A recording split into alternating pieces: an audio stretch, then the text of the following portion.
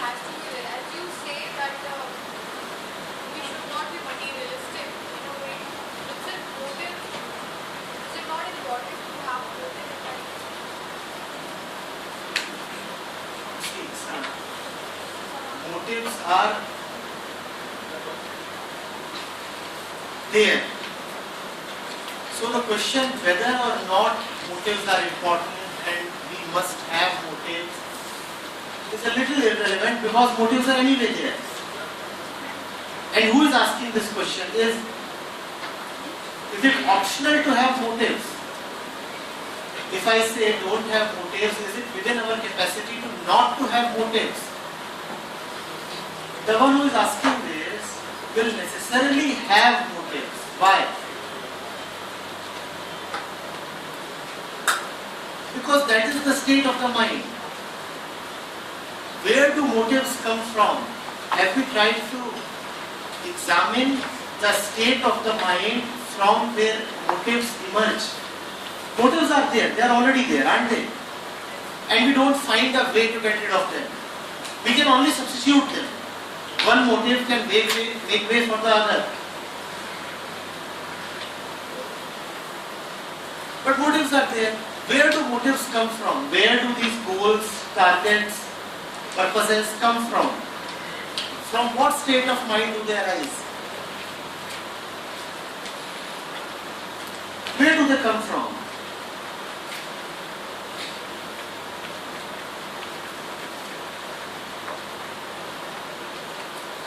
When you are really contented, are you thinking of a motive at that time? When you are really contented, at that point, do you have motives still?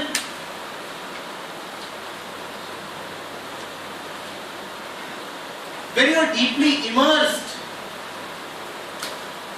in whatever, do you still have motives? Is the thought of achieving something in the future still there? In your movement of immersion, deepest immersion?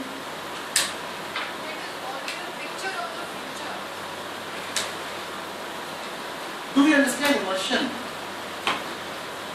In your movement of immersion, are you still thinking of the future?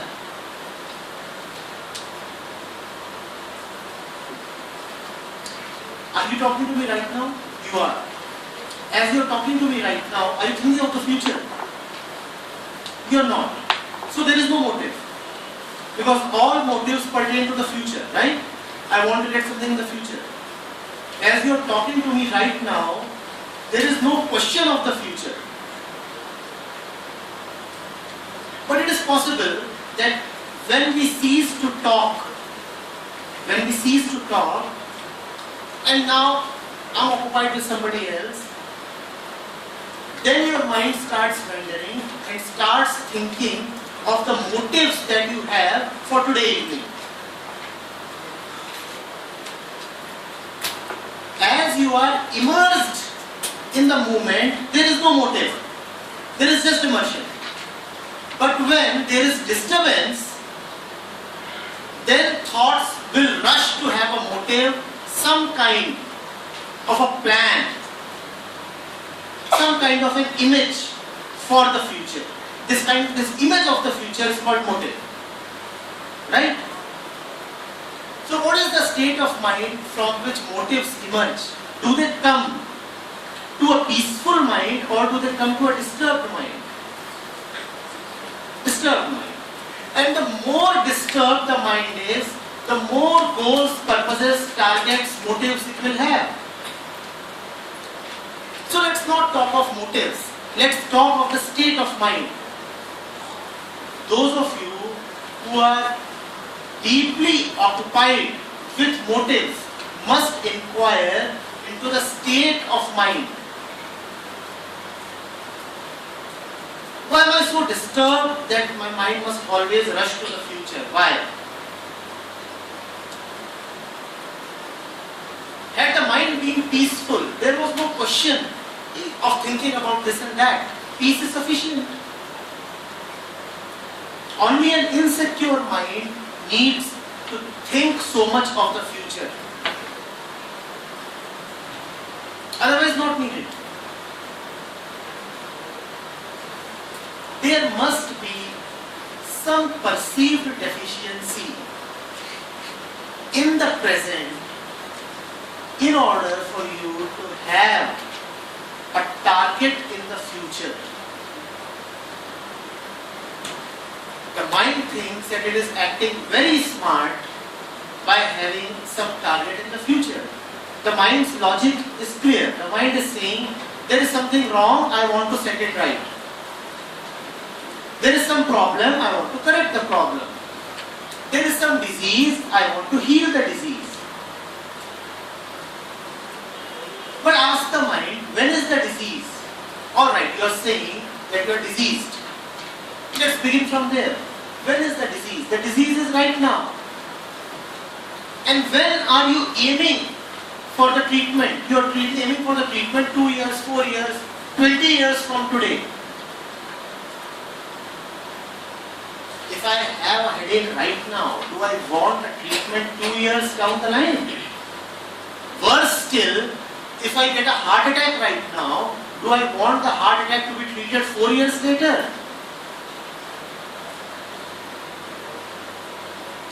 That is the stupidity of motives. First of all, motives are arising from a flawed assumption that there is something wrong right now. There is nothing wrong. It's just your position that you have taken, that there is something wrong. Second, even if there is something wrong, even if we were to accept that there is something wrong right now, what is wrong right now must necessarily be corrected right now. Why wait for the future? Everybody has been taunting me that I don't look good. Everybody has been saying that I don't have a muscular body. Everybody has been saying that my height is not enough. And everybody is saying that I don't look attractive. So, I will never have a girlfriend. That is the perceived disease, first of all. Remember, it's not a disease, it's a perceived disease. You have unnecessarily taken the disease upon yourself. It's a perceived disease. So first of all, you perceive a disease. Secondly, you figure out some kind of a treatment for it in the future. And what is the treatment that you figure out? You say that I will get such and such qualification, then I will start earning so much, and ultimately I will earn a girlfriend or a wife. So you have a motive now. And what is the motive coming from? A perceived deficiency. Just a perceived deficiency. It is not actually there. You are alright. Now the fellow will not go ahead and have the guts to challenge the basic assumption that there is something wrong with him. He will not cure the disease in the present moment. He is waiting for another 2 years. Let me get the degree, then let me get a job, then let me get the money, then let me get the respect, and then let me get the wife. He has unnecessarily charted out a long convoluted road to the future, which is not needed at all. Does that not happen? That's where all your motives come from. Remember, a synonym for motive is greed. And greed arises only when you feel some incompleteness. All motives arise from a mind that is not feeling good about itself. Otherwise, there is no need. The question that you will ask is, if you don't have a motive, why will we work? You will work exactly because you don't have a motive. Earlier, you were working in your sadness. Now you will be working in your joy. This question, that sir, if we don't have a motive, why will we work? This question is like asking, sir, if our mood is not bad, why will we work? Do you really require a bad mood to work? Can't you work in a good mood? But that's the stupidity of this question. Sir, if there is no purpose, why will anybody work? Sir, if there is no disease, why will anybody work? Why? Can't you work in your health? Can't you work in a good mood? Can't you work feeling nice and complete about yourself? What's wrong with that? What's so difficult about that? But we are not used to it. Our sense of inferiority has become our engine. That gives us the drive. I'm inferior, so let me work hard so that I can come level. Just come level. And there's a stupid engine.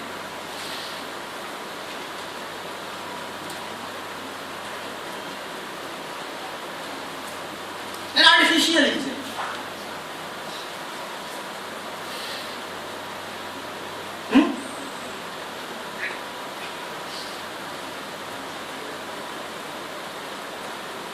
Is that clear?